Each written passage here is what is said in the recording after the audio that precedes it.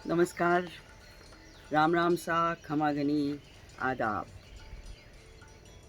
मैं in self distancing के समय में काफ़ी चीज़ें आपके सामने लेके आई हूँ, जिसमें राजस्थानी, उर्दू, हिंदी, अब सोच रही हूँ कुछ अंग्रेज़ी में भी पढ़ लूँ। आज मैं वापस आपको रानी लक्ष्मी कुमारी चूंडावत की पहले मैंने कहानियाँ सुनाई हैं। आज उनके दोहे और सोरठों का एक संकलन है, और ये जो संग्रह है ये अपभ्रंशकालीन राजस्थान से लेकर आज का जो राजस्थान है, इनको इन्होंने इसमें समावेश किया है। और ये इनकी किताब है राजस्थान के प्रसिद्ध दोहे और सोरठे। इसमें इन्होंने अलग अलग स्थान जैसे बीकानेर, जैसलमेर, उदयपुर, माउंट आबू, इन स्थानों की भी चर्चा की और वहाँ से इकट्ठे किए ये दोहे और सोरठे हैं। वीर रस, प्रेम रस, शराब की लत को हटाना, मौसम के बारे में जिस तरह से लोग अंदाजे लगाते हैं कि वायरो बाजेला तो बरसात आवेला कि नहीं आवेला, चींटियाँ चालेला तो किस तरह री मानसून वेई, और इन सब का बहुत ही खूबसूरत इनमें इन्होंने चर्चा की है। तो मैं आपको अलग अलग जो इन्होंने सब्जेक्ट्स लिए हैं उनमें से कुछ को सुनाने का प्रयास करती हूँ। मेरी राजस्थानी में कुछ गलती हो तो माफ़ कीजिएगा। तो हम शुरू करते हैं बीकानेर से। मोठ मतीरा बाजरी, काचर खेलर खाण, घर में धाड़ा नीपचे, वरसाड़े बीकान। बीकानेर में मोठ, मतीरे, बाजरी, काचर और खेलरी जैसी वस्तुएं खाने को मिलती हैं। यदि वर्षा अच्छी हो जाए तो अनाप शनाप अन्न पैदा होता है।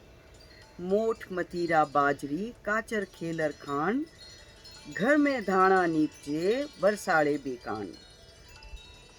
अब चूंकि मैं आमेर के पास रहती हूँ तो आमेर का जिक्र तो ज़रूरी है। बाग बगीचा बावड़ी, बागा फूल चौफेर, मौज सुरंगी माड़िए, ये बाता आमेर। आमेर आनंद के लिए बहुत ही उपयुक्त स्थान है। वहाँ चारों ओर बाग बगीचे हैं, बावड़ियाँ हैं, पानी है और चारों ओर फूल खिले हैं। सुंदर सुंदर रहने के लिए मकान भी बनाए हुए हैं। अब आ जाइए आप माउंट आबू पे। दीसे घणो सुवावणो, दीसे घणो सुवावणो, सरवर पपैया सह, बादल माही विराजिए, आजूणो अर्बुद।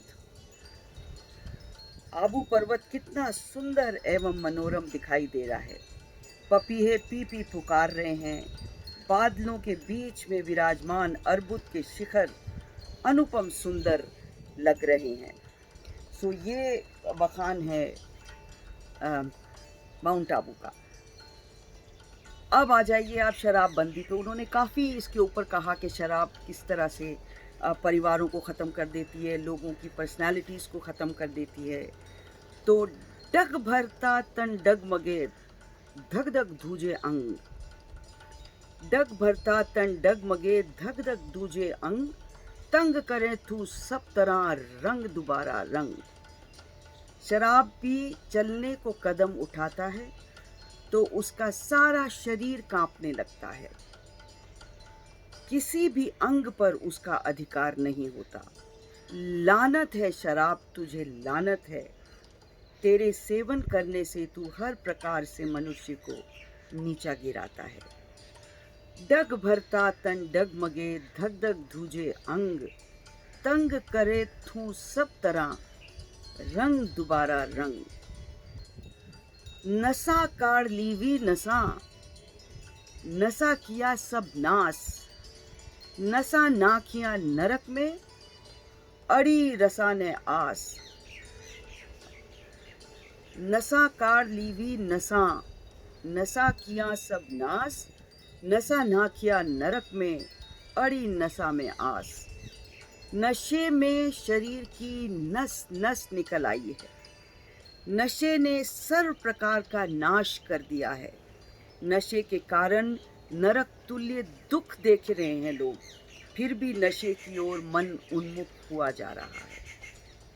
शराबबंदी के लिए उन्होंने कितना काम किया, और भी इश्यूज थे जिन पे रानी साहब काम करती थी, चाहे वो औरतों के इमेंसिपेशन की बात हो और समाज के अंदर बुराइयों को हटाने की बात हो। दारू रो प्यालो बुरो, भरियो क्रोध अपार, कुसड़ा कबू न लेवणी मदिरारी मनवार। मदिरा की प्याली सभी प्रकार के अवगुणों से भरी हुई है, क्रोध तो इसमें अपार भरा पड़ा है। कवि कुशला कहते हैं, ये उन्होंने सब संग्रह किया था अलग अलग कवियों ने, जिन्होंने शोर थे अलग अलग इलाकों के लिखे थे और कहावतें लिखी थी, तो रानी साहब ने इनको सबको संग्रह करके और ये किताब निकाली। दारू रो प्यालो बुरो, भरियो क्रोध अपार, कुसड़ा कबू न लेवणी मदिरारी मनवार। कवि कुशल कहते हैं कि मनिहार के तौर पर भी कभी मदिरा का घूंट नहीं लेना चाहिए। मदिरा की प्याला सभी प्रकार के अवगुणों से भरी हुई है, क्रोध तो इसमें अपार भरा हुआ है।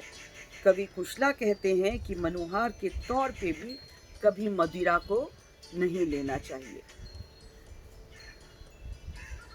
कान आंब मोती करम गढ़ तड़ ढोल भंडार,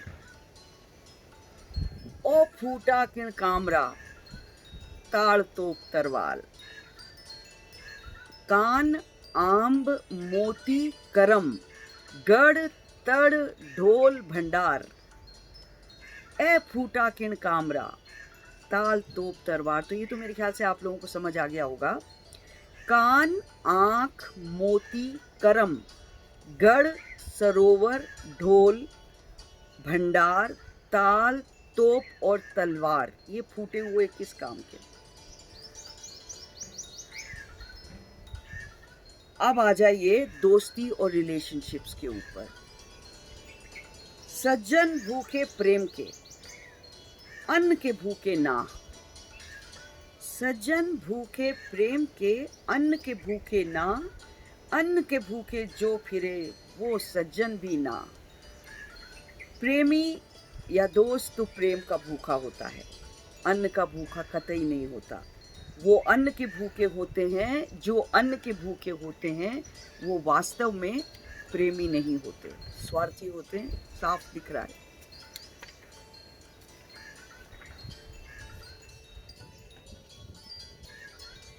भड़कत तड़क बीजड़ी, धड़कत तड़कत गाज, कोप करया आवे घटा, आकुण ऊपर आज।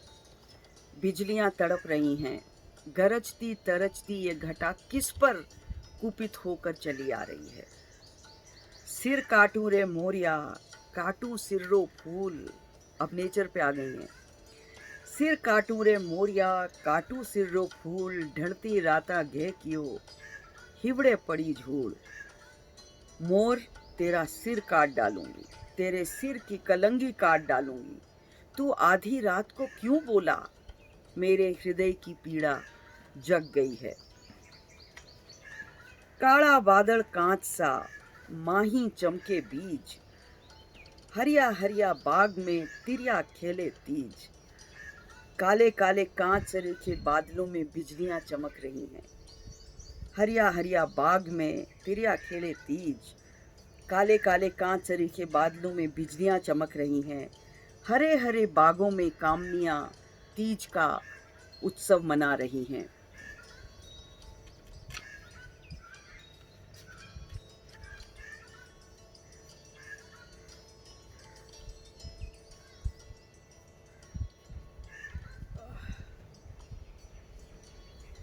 और अमल कचोड़ा ऊजड़े, होदा केसर रंग, पीव चके घर जावता, सीस न लीजे संग। प्रियतम, जहाँ अफीम के भरे कटोरे उछल रहे हैं तथा पानी से भरे हौदों में केसरिया रंग घुला हो, वहाँ जाते समय मस्तक साथ में नहीं रखना चाहिए। अर्थात रण के लिए जीने की आशा छोड़कर जीना चाहिए। हाड़ न सगा होए, ये भी रिश्ते के बारे में सुनिए आप, के हाड़ सगा न होए, ने सगा सो ही सगा। ये अचंबा जोए, माँ देखे मैली जड़े जड़े। हाड़ न सगा होए, ने सगा सो ही सगा। ये अचंभा जोए, माँ देखे महली जड़े।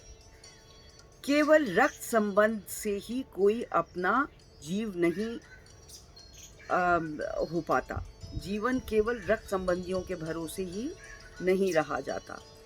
प्रेम एक ऐसा संबंध है जो खून के संबंध न होने पर भी दो व्यक्तियों को एक जान कर देता है। और इन्होंने उदाहरण दिया है, देखो ना, पुरुष के मर जाने पर अपने पेट के उत्पन्न करने वाली माँ भी रोकर रह जाती है, अपने प्राण नहीं देती है, लेकिन पत्नी पति के साथ पूरा जीवन निभाती है। सो ये उन्होंने दोबारा एक रिश्तों के ऊपर वो किया है। तो एक और चैप्टर लेके मैं आती हूँ शीघ्र ही। उम्मीद है आपको रानी साहब के ये दोहे और सोरठे पसंद आएंगे।